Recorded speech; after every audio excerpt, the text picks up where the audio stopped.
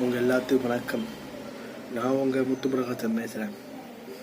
அதாவது நான் இன்றைக்கி பேசுகிற டாபிக் என்னன்னா, விஜயகாந்த் அவர்கள் மரணம் அடைந்து விட்டார். அவர் மரணம் அடைந்து அவருடைய உடல் அடக்கம் செய்கிறப்போ அந்த கட்சியின் பொதுச் செயலாளர் இருக்கக்கூடிய அவர் மனைவியுமாகிய தேமுதிக பொதுச் செயலாளர் இருக்கக்கூடிய பிரேமலதா அம்மையார் என்ன பேசுகிறாங்கன்னா, விஜயகாந்தின் கனவை 2024 நாம் நிறைவேற்றும் சொல்லிட்டு பேசுனாங்க. அதில் மரணம் அடக்கம் பண்ணி முடித்தோன்னு ஒரு அரசியல் பேசப்பட்டுச்சு.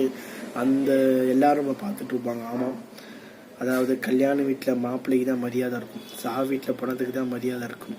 ஒரு மிகப்பெரிய அரசியல்வாதி இறந்தால் அவர் சாவை வைத்து அதை தேர்தலை ஓட்டாக்கலாம், அரசியல் செய்யலாம். அதில் தான் இப்போது தமிழ்நாடு அரசியலுடைய பழிச்சல், இந்தியாவோட அரசியலுடைய சூச்சமும் அதுதான். ஓகே, விஷயத்துக்கு வரேன். விஜயகாந்த் அவர்களுக்கு பிரேமலதா இவருக்கு திருமணம் நடந்து பார்த்தீங்கன்னா கிட்டத்தட்ட 2 பேருக்கும் பார்த்தீங்கன்னா 20 வயசுக்கிட்ட வித்தியாசம் இருக்கும். அந்த அம்மாவுக்கு பார்த்தீங்கன்னா 18 வயசாக இருக்கிறப்பவும் இவருக்கு 38 வயசில் தான் கல்யாணமே நடக்குது. இதுக்கெல்லாம் காரணம் யார்? விஜயகாந்த் அவர்கள் ஒரு நடிகை, பேர் சொல்ல விடமில்லாத நடிகையை பெரிய நடிகை. சன் டிவியில் ஒரு காலத்தில் பெரிய ஒரு சீரியல் அது, அதில் சூப்பர் டூப்பர் ஹிட் ஆகும். அந்த நடிகை நடித்த அந்த சீரியலுக்கே ஒரு தனி ரசிகர் பட்டாளம் விடுவாங்க. 8 மணிக்கு அந்த சீரியல் போட்டாங்கன்னா வீட்டில் அதே தான் ஓடிக்கிட்டு இருக்கும். மிகப்பெரிய ஒரு நடிகை. அந்த நடிகைக்கும் இவருக்கும் திருமணம் செய்ய போகிற மாதிரி ஒரு பேச்சு. அந்த நடிகை பல முறை 2 முறை விவாகரத்தானவர் அந்த நடிகை. அதனால் இவங்க 2 பேருக்கும் திருமணம் செஞ்சு போகிற மாதிரி ஒரு சூழ்நிலை வந்துச்சு. அந்த நடிகையை கூப்பிட்டு அவர் திருப்பதியில் கல்யாணம் பண்ண போகிறப்போ அவருடைய உயிர் நண்பர், அதாவது உயிர் நண்பர்னு யாருன்னா, மகாபாரதத்தில் எப்படி துரியோதனுக்கு கர்ணன் எப்படி உயிர் நண்பனும், அது நம்ம விஜயகாந்த் அவருக்கு உயிர் நண்பன் பார்த்தோன்னா ராவுத்தர். இவர் படம் ரிலீஸ் ஆகிறப்ப பார்த்தோன்னா அவர் திருப்பதியில் போய் மொட்டடிப்பார். ராவுத்தர் என்பவர் இஸ்லாமியர். ஆனால் அவர்கிட்ட இருக்க ஒரு மனிதாபிமானம் இந்த ஒரு இதுக்கு இருக்க தன் நண்பனுக்காக கல்யாணமே பண்ணிக்காமல் இருந்தவர் தான் ராவுத்தர். யார்? விஜயகாந்துக்காக. அப்படிப்பட்ட ராவுத்தர் சினிமா நடிகை நீ திரும்பி இருந்தால் வாழ்க்கை நடத்த முடியாது, வாழ்க்கைக்கு செட் ஆகாது, வேண்டாம் விஜின்னு சொல்லி 2 பேரையும் பிரிச்சுட்டார். அதுக்கப்புறம் ராவுத்தர் என்ன பண்ணுறாருன்னா, நம்ம பிரேமலதா அம்மையார் வேலூரில் இருக்காங்க, கொஞ்சம் கஷ்டப்படுற ஃபேமிலின்னு பார்த்து இவங்க தான் 2 பேருக்கும் கல்யாணம் பண்ணி வைக்கிறாங்க. அப்போ அவங்களுக்கு 18 வயசு. அவங்களுக்கு ஒரு லட்சியம் இருந்ததுக்கு பிரேமலதா அவங்க போலீஸில் ஒரு பெரிய அதிகாரியாக வரணுன்ட்டு. அதுக்கான அத்லெட்டிக்கெல்லாம் அவங்க விளையாடிட்டு வந்துருக்கிற மாதிரி பேசப்பட்டாங்க. அதுக்கப்புறம் விஜயகாந்துக்கும் பிரேமலதாவுக்கும் திருமணம் பண்ணி வைக்கிறார் ராவுத்தர்.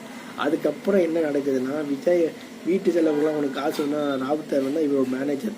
அதாவது விஜயகாந்தை ராவுத்தரை நம்பி என்ன மேலேருந்து குதின்னு சொன்னாலும் கொடுப்பான். அந்த அளவுக்கு நண்பர்.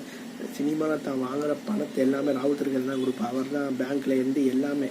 அப்பேற்பட்ட பிரேமலதா அம்மையார் ஒரு டவுட் ஆச்சு, எதுக்கு நம்ம என் புருஷன் சம்பாதிக்கிறாரு எல்லாம் இது பண்ண நான் ஏன் ராவுத்தர்கிட்ட கேட்கணும்? அப்போ வீட்டு செலவுக்கெல்லாம் ராவுத்தர்கிட்ட கேட்கறது எல்லாமே காரு எல்லாம் பங்களா எல்லாமே இருக்குது, எதுக்கு அடிக்கடி காசு கேட்டே இருக்காருன்னு விஜயகாந்த் கிட்ட சொல்கிறாரு. இந்த மாதிரி பாரு விஜய், காசெல்லாம் கேட்டுட்டு இருக்கிறாங்க, எதுக்குன்னு தெரியல, நீ கொஞ்சம் பார்த்து பேசுன உடனே விஜயகாந்துக்கும் பிரேமலதா அம்மையாருக்கும் கொஞ்சம் ப்ராப்ளம் வருது. அதுக்கப்புறம் ஒரு ராவுத்தருக்கும் இவர் நட்பு 2 பேரும் பிரிக்கிற மாதிரி கோடம்பாக்க வட்டாரத்தில் ஒரு பேச்சு. இந்த அம்மையார் தான் 2 பேர் நண்பர்களாக இருந்த 2 பேரும் பிரித்த மாதிரி ஒரு பேச்சு. ஸோ ராவுத்தர் அதுக்கப்புறம் விஜயகாந்தை விட்டு பிரிஞ்சிறார். அதுக்கப்புறம் நடக்கக்கூடிய எல்லாமே பார்த்தோன்னா கல்யாண மண்டபம் இடிக்கிறாங்க. விஜயகாந்தோடைய ஆண்டாளர்கள் கல்யாண மண்டபம் கோயம்பேட்டை இடிக்கிறாங்க. அதுக்கப்புறம் அரசியலுக்கு வர 2005 கட்சி ஆரம்பித்து அரசியலுக்கு வரார். 2006 2009 பார்த்தீங்கன்னா கிட்டத்தட்ட பல லட்சம் கோடி கணக்கில் தேர்தலை நின்று அளிக்கிறார். 2009 அளிக்கிறார். அதுக்கப்புறம் 2011 அவர்கிட்ட கீழே காசு கிடையாது. அதனால அதிமுகவோட கூட்டணியில் வரார். அதுக்கப்புறம் அவருக்கு எல்லாம் சரிவுகள். அதில் பார்த்தீங்கன்னா 2011 ஒரு 41 சீட்டு வாங்கி 29 சீட்டு ஜெயிக்கிறார். அதுக்கப்புறம் விஜயகாந்தோட அரசியலில் பார்த்தோன்னா 2014 பாஜகவோட கூட்டணி தோற்று போகிறாரு. 2016 திமுகவோட கூட்டணி வைக்காம மக்களோட கூட்டணி அமைச்சு தோற்று போகிறாரு. இதுதான் அவர் அரசியல் பின்னோக்கிற்கான காரணங்கள்னு எல்லாருமே சொல்கிறாங்க. அவர் இதுதான் அரசியல் சரிவுக்கான காரணம். அதுக்கப்புறம் 2019 பாஜகவுடன் கூட்டணி, அதுலேயும் தோல்வி. அதிமுக பாஜக கூட்டணி வச்சு அதையும் தோக்குறார். 2019 2021 அமமுகவோட கூட்டணி வச்சு தோற்று போகிறார். அதுக்கு மேலே தேமுதிகன்ற கட்சிக்கு உண்டான அந்த ஒரு தன்னுடைய செல்வாக்கு இழந்துட்டுன்னு சொல்லலாம். ஏன்னா 2021 திமுகவோட ஒரு மறைமுக கூட்டணி பேசுகிறாங்க. 8 சீட்டு உதயசூரியனில் நீங்கள் போட்டி போட்டால் நான் உங்களுக்கு தர சீட்டு கட்டின்றான். அதுக்கு அம்மையார் பிரேமலதா அம்மையார் மறுக்கிறாங்க. விருதாத்தில் தோல்வின்னு அவங்களும் தோல்வி அடைகிறாங்க, கட்சியும் தோற்று போகுது. ஸோ இது மாதிரியான ஒரு நிலையெல்லாம் தேமுதிக வந்து இப்போ இருக்கு. ஆனால் 2024 ஒரு எம்பியாச்சும் நம்ம ஜெயிச்சாங்க. ஏன்னா கட்சி ஆரம்பிச்சிருந்தா அவங்களுக்கு ஒரு எம்பியுமே கிடையாது. விஜயகாந்த் இப்போ கிடையாது. அவர் வச்சு அனுதாப ஓட்டை வாங்கி நம்ம எப்படியாவது ஜெயிச்சே ஆகணுன்ற அந்த ஒரு வைராக்கியத்தை இருக்கிறாங்க அந்த அம்மா. ஆமாம், அவங்க வந்து சொல்லியிருக்காங்க, ஜெயலலிதா அம்மையார் தான் என்னுடைய ரோல் மாடல். அப்பேற்பட்ட ஜெயலலிதா அம்மையார் வழியில் நான் இருப்பேன், தைரியமான ஒரு பெண்மணியாக இருப்பேன்னு வந்து சொல்லியிருக்காங்க.